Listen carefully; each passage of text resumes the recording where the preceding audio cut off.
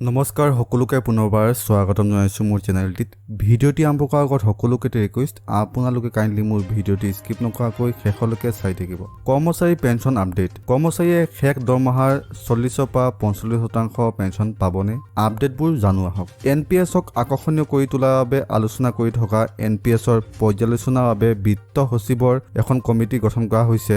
শেহতীয়াকৈ বিত্ত মন্ত্ৰালয়ে কেন্দ্ৰীয় কৰ্মচাৰীক ন্যূনতম পেঞ্চন দিয়াৰ খবৰ অস্বীকাৰ কৰিছে, কিন্তু এই খবৰৰ প্ৰতিধ্বনি এতিয়া সংসদতো শুনা গৈছে। ৰাজ্যসভাত প্ৰশ্ন ঘটাৰ সময়ত বিত্তমন্ত্ৰী কেন্দ্ৰীয় কৰ্মচাৰীক দিয়া পেঞ্চনৰ নিয়মৰ সাল সলনিৰ বিষয়ে সোধা হৈছিল। বিত্তমন্ত্ৰীক প্ৰশ্ন কৰা হয় যে কেন্দ্ৰীয় চৰকাৰে অৱসৰৰ পূৰ্বে শেষ দৰমহাৰ 40ৰ পৰা 45% কৰ্মচাৰীক পেঞ্চন হিচাপে দিয়াৰ কথা চিন্তা কৰিছেনে?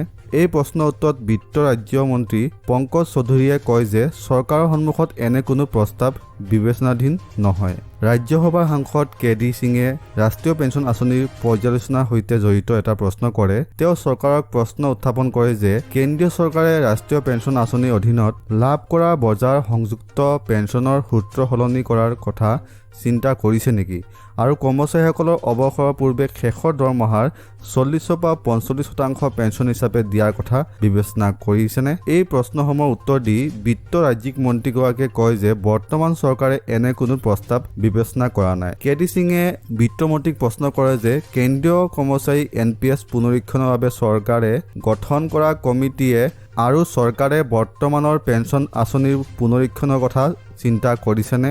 এই প্ৰশ্নসমূহৰ উত্তৰ দি বিত্ত ৰাজ্যিক মন্ত্ৰীগৰাকীয়ে কয় যে সমিতিৰ প্ৰতিবেদন এতিয়াও অহা নাই।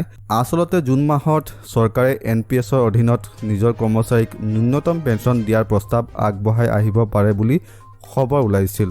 তেতিয়া বিত্ত মন্ত্ৰালয়ে এই খবৰবোৰ অস্বীকাৰ কৰিছিল।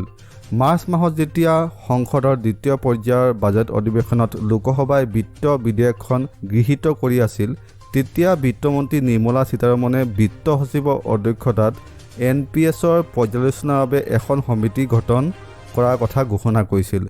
আজিও বিভিন্ন অংশীদাৰৰ সৈতে কমিটিৰ আলোচনা চলি আছে।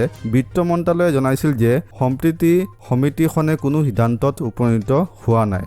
কংগ্ৰেছ শাসিত বহু ৰাজ্যই নিজৰ কৰ্মচাৰীৰ বাবে NPSৰ বাহিৰে পুৰণি পেঞ্চন আঁচনিলৈ ঘূৰি আহিছে।